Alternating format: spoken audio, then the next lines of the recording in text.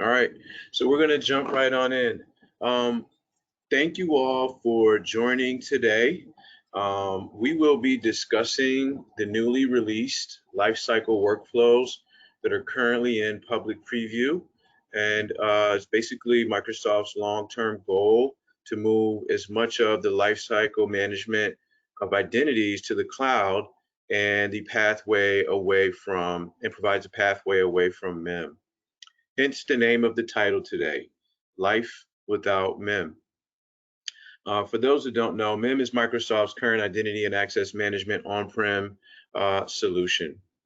So my name is Rob McFadden. I've been in identity over 15 years.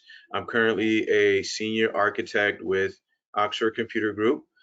In the past, I've played several roles in the identity space, been a consultant, an engineer, as well as a director level leader.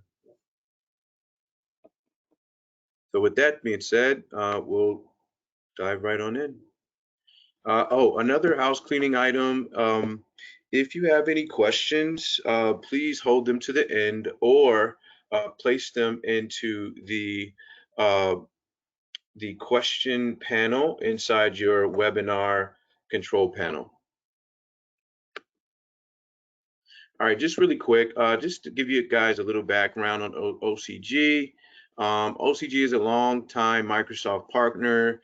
We specialize in solving identity problems and developing identity solutions for organizations of all sizes across many industries. So we are very well versed with identity. We are a strong partner with both Savient and Oxford and understand identity as a whole. So our agenda for today, I'm just going to walk through this. We are going to review ILM, or Identity and Lifecycle Management, Access Management, or IAM, the historic role of MIM, IGA, or Identity Governance and Administration. We'll talk about where we've been and where we're going, Microsoft's vision for identities in the cloud. We'll do a brief Microsoft Entra overview, and then we'll do a deeper dive into the Azure AD new features and those that are in public preview.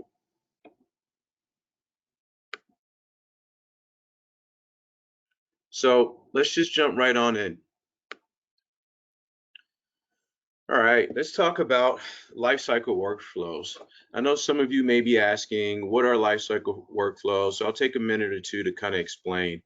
By definition, lifecycle workflow is a new identity governance service that enables organizations to manage users by automating three basic lifecycle processes: joiner, movers, and leavers, and all of this done in the cloud.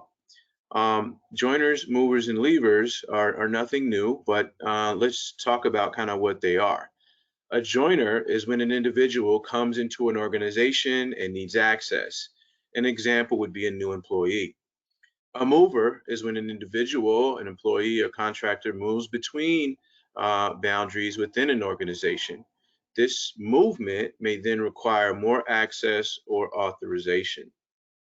And then that leaves us with a leaver, right? A leaver is an individual that leaves the scope of needing access, and that access may need to be removed. At times, a mover can be a leaver, and that's important to keep in mind.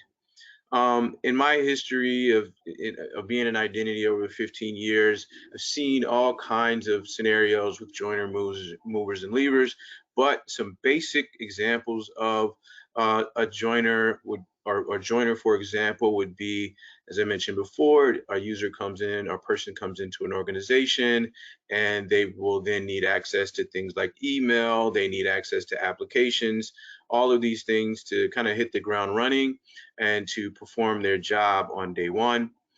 A mover, right, could be someone that takes a promotion, that moves into a different department.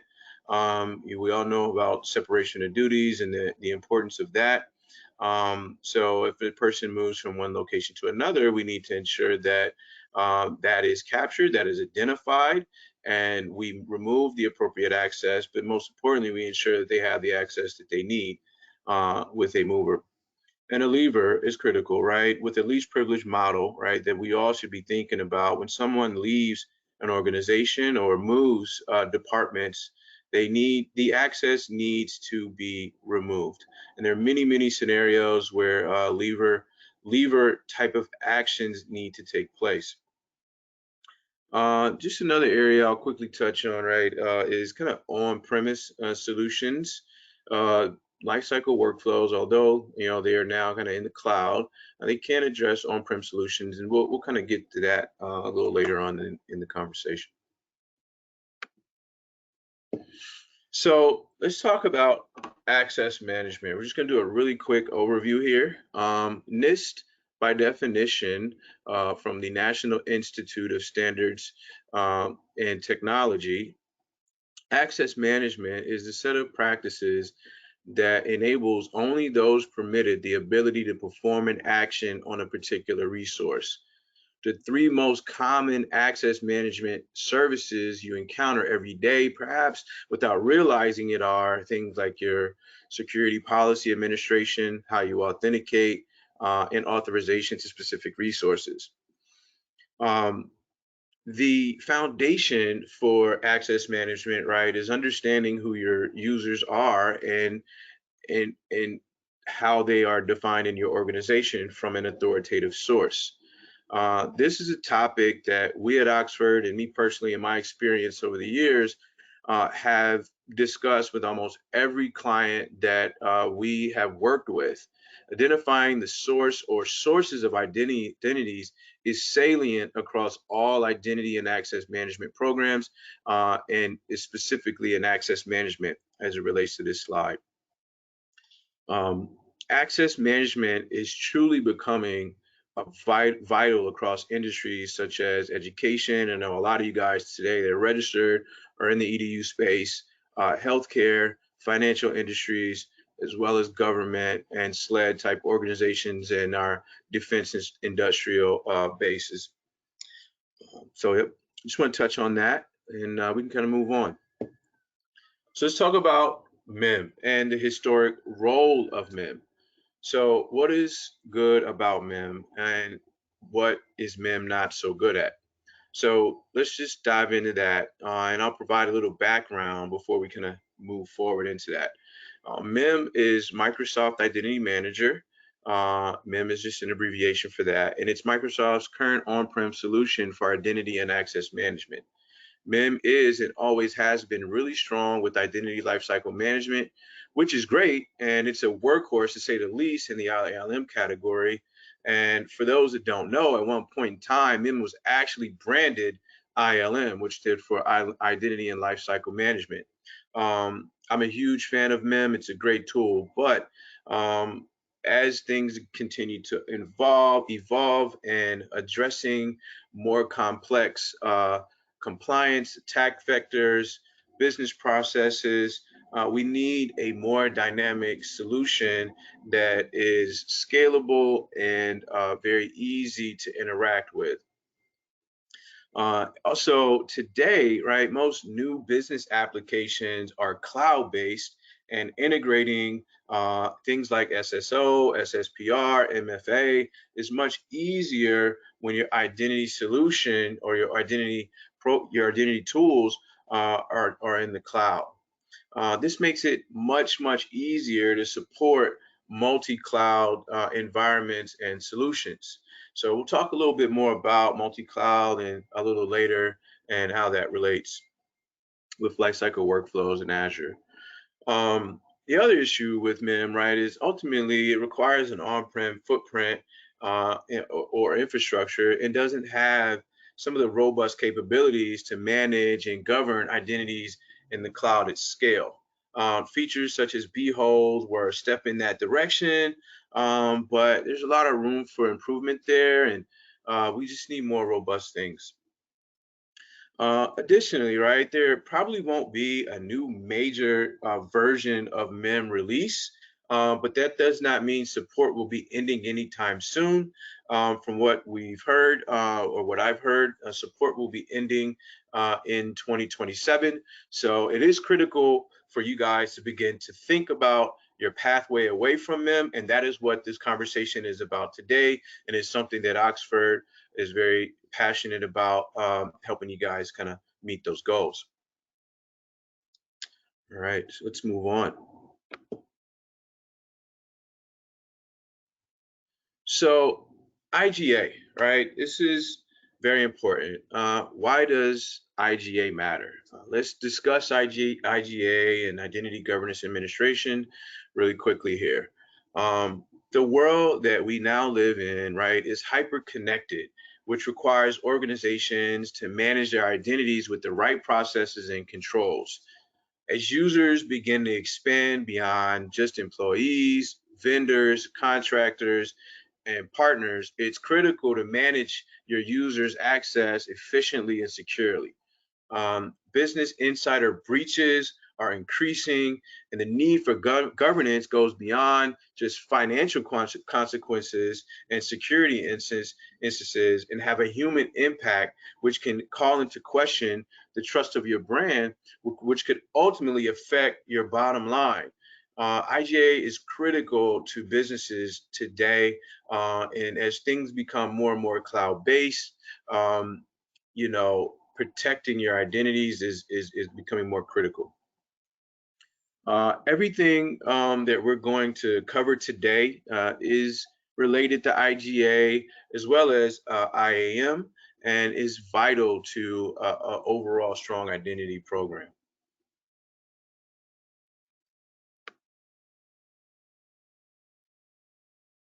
So let's talk a little bit about where we've been and where we're going. So there are a number of business drivers, right, that are out there for identity. Microsoft has been doing identity since 2002 or 2003, and OCG has been doing the same. We've been lockstep with Microsoft for a very long time.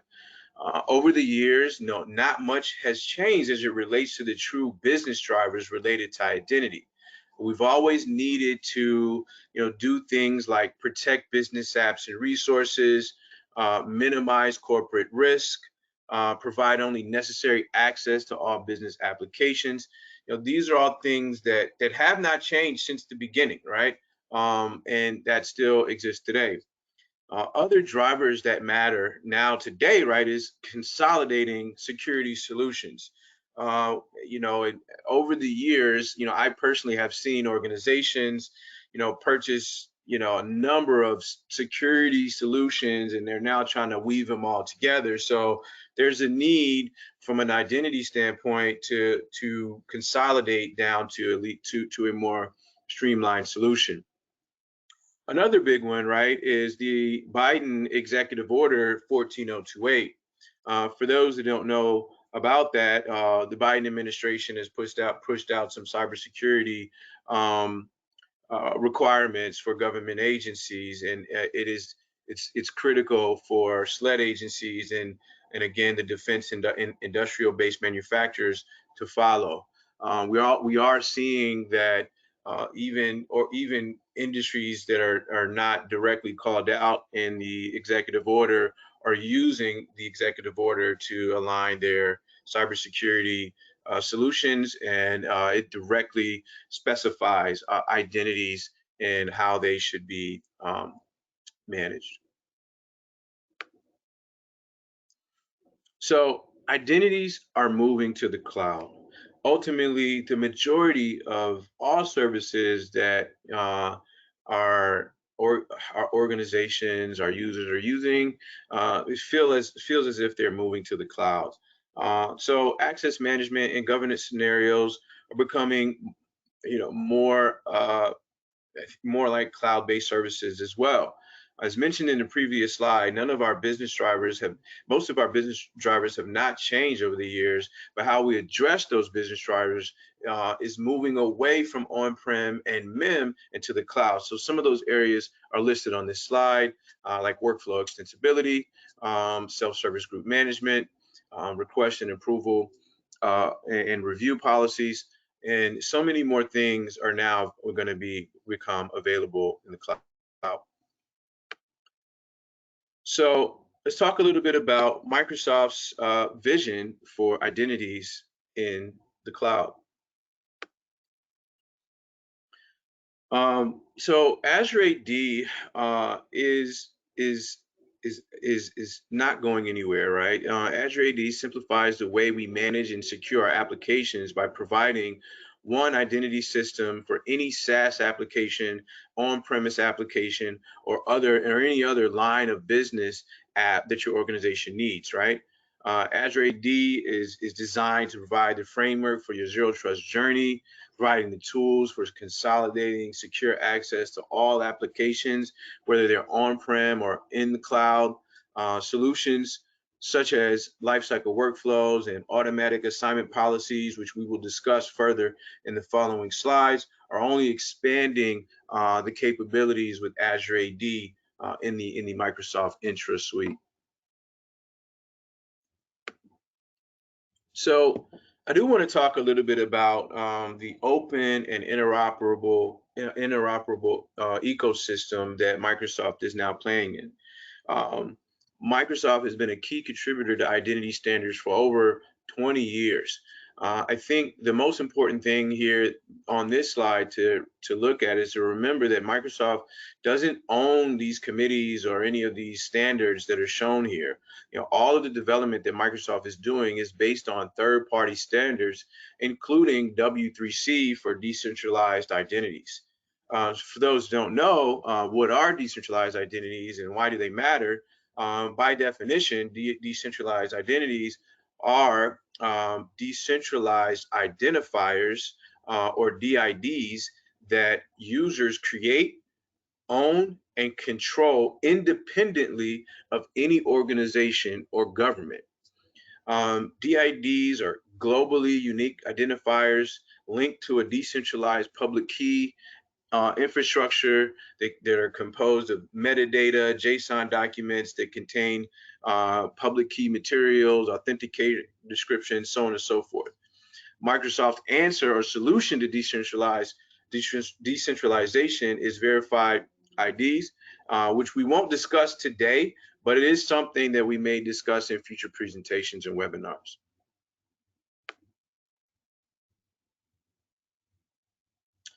So Microsoft Entra, I've kind of touched on it a little bit. So what is Entra? For those that don't know, Entra was launched on May 31st, 2022, and is a new product family focused on identity and access products. This is an exciting time because Microsoft has made a commitment and defined a path for organizations to leverage the power of Azure to manage identities and access management in the cloud. To be clear, it is not a replacement or rebranding of Azure Active Directory.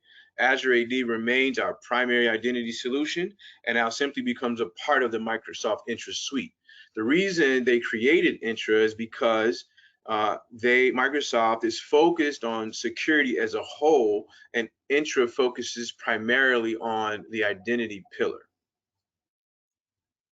So why the new name, you may ask? Because Microsoft is expanding in several new categories and they need a name that can convey modern access security across a broad range of products. All right, so everything in one place. Microsoft just provided this screenshot here so you guys could get a quick glimpse of what it looks like if you haven't seen it already. The goal is to simplify the experience of managing and securing your entire identity infrastructure via the admin portal. The unified admin experience is very sleek. It provides a very, very easy to use UI to manage multi-cloud environments, permissions, and also administer verifiable credentials, so on and so forth. The Microsoft Entra Admin Center gives visibility to any organization's, as I mentioned, hybrid and multi-cloud identity infrastructure, as well as features that are related to Azure Active Directory, permissions management, and verified IDs. So the three pillars of Entra we discussed.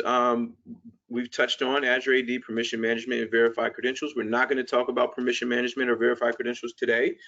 Today is all about Azure AD and lifecycle workflows. So I just wanted to kind of remind you guys of that.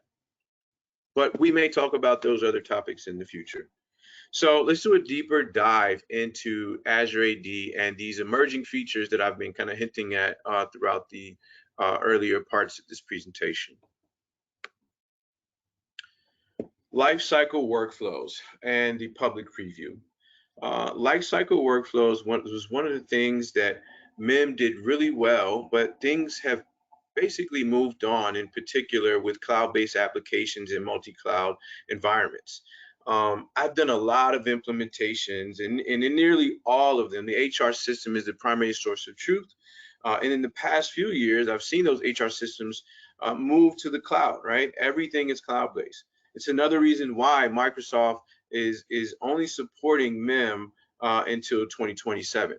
You really need to be thinking about migrating and that process to move away from MIM beginning today. It's not going to be something that will happen overnight. All organizations are different.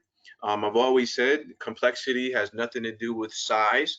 So whether you're a 200 or 1,000 person shop or 100,000 person shop, that does not mean your project will be any easier than the other.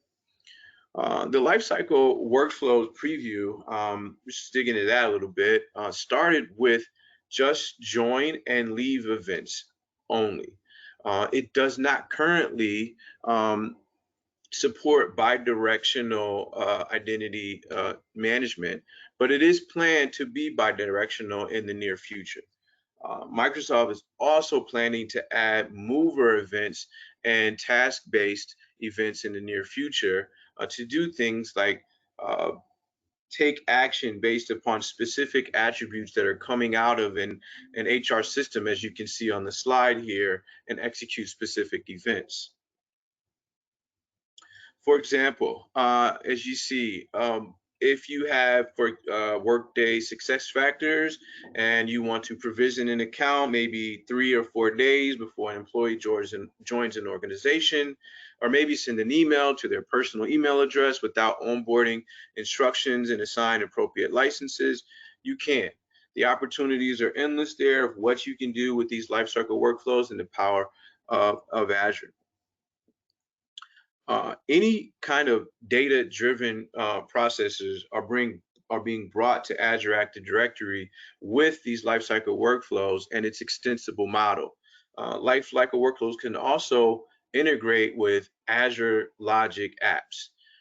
For those that don't know, by definition, Microsoft describes Azure Logic Apps as a leading integrating platform as a service, or iPaaS, built on a containerized runtime environment where organizations can deploy and run what they call logic apps anywhere to increase scale, the scale and portability while automating business critical workflows throughout your environment. So you can imagine, in layman's terms, we can trigger robust logic apps to manage identities and integrate with any set of applications or APIs that can be managed via a logic app. So for our PowerShell lovers out there like me that can do some very cool things and create creative little applications via PowerShell, well, with lifecycle workflows and Azure apps, we can now trigger specific scripts, etc., that we develop in-house if we so choose via Azure Logic Apps. I highly recommend everyone on the call today, if you're not familiar with Logic Apps, that you take some time and really kind of dig into the power that they have. So let's talk a little bit about automatic assignment policies, which is also in public preview. It's another feature that focuses specifically on entitled management and automatic assignment policies, right? Most of you are probably familiar with dynamic groups. I don't know if any of you have dealt with things like Exchange and stuff like that. There are tons of dynamic groups out there, applications in Microsoft that leverage dynamic groups.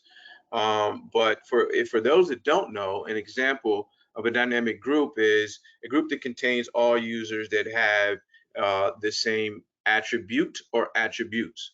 For example, it could be a department that contains sales, and we may want everyone that's in the sales department to go into a specific group or an entitlement.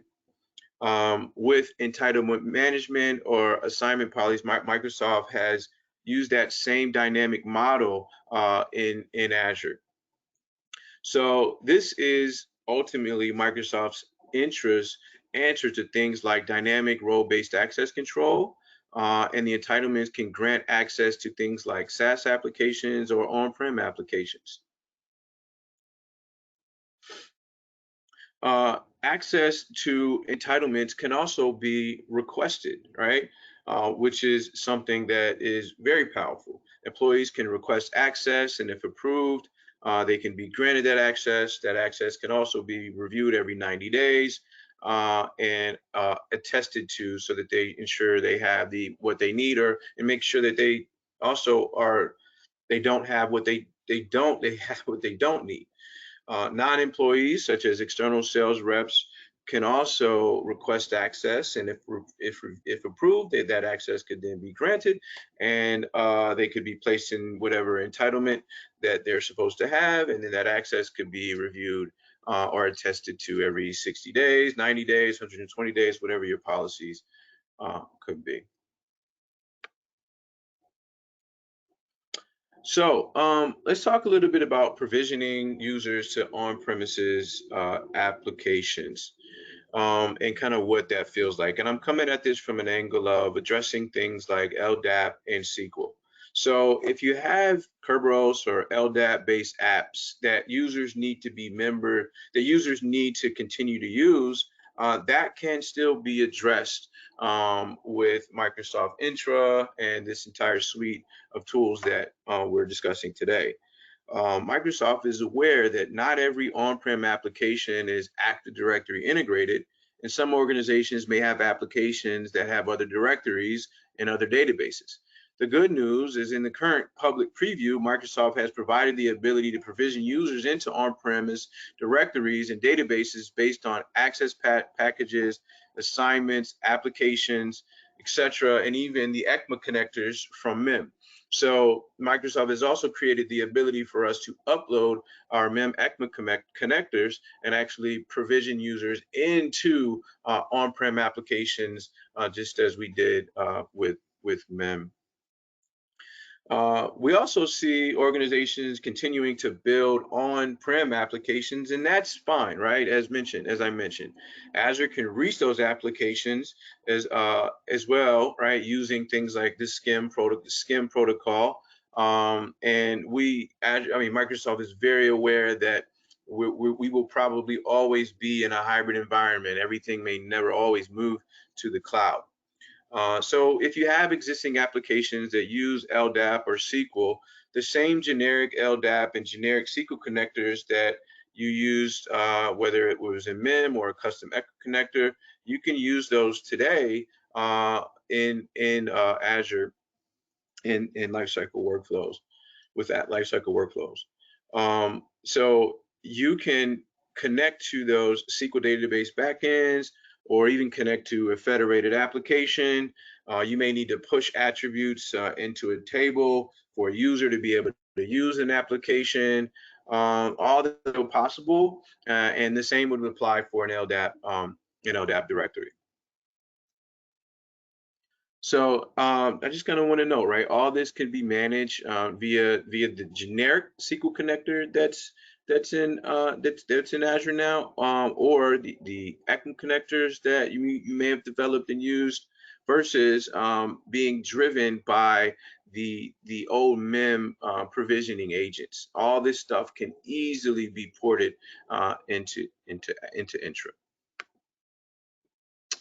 So with that being said, I'm going to provide a basic overview of what we discussed today, right? We discussed the, the ILM, IAM, the history of MIM and its strengths and weaknesses, where we've been, and the most important business drivers, but more paramountly, Microsoft's vision to move IGA and IAM services to the cloud and providing a true pathway away from MIM. The key thing to remember is that support will be ending, right? And today is it's probably the right time to begin to think about in 2023 what that process is going to look like, and begin to kind of have conversations internally to figure out what the steps would be to move away from MIM. We've also discussed where we've been and where we're going, Microsoft's vision for identities in the cloud, a quick overview of Entra, and we did kind of a quick deep dive right into some of the new features that are in public preview. There are more features that will be coming out. Microsoft is investing heavily into Entra and providing the tools that you guys will need in the cloud to have a true pathway away from MIM. And I wholeheartedly believe that we will all be amazed by some of the functionality that they now are planning to offer. Here are some of the resources that go a little deeper into some of the stuff that I discussed today. Feel free to take a screenshot. Yeah, if you would like to request any of this information from me, feel free to email me directly. My email is robert.mcfadden@oxfordcomputergroup.com. Happy to share any information or entertain any additional conversations about any of this. I'm super excited about where things are going, and I'm happy to help. So with that being said, thank you guys for your time today. Here's some general information on how you can reach out to Oxford. But I did, again, provide you guys my email. Please feel free to use it. And if you guys have any questions, now would be the time. I'm happy to answer them all.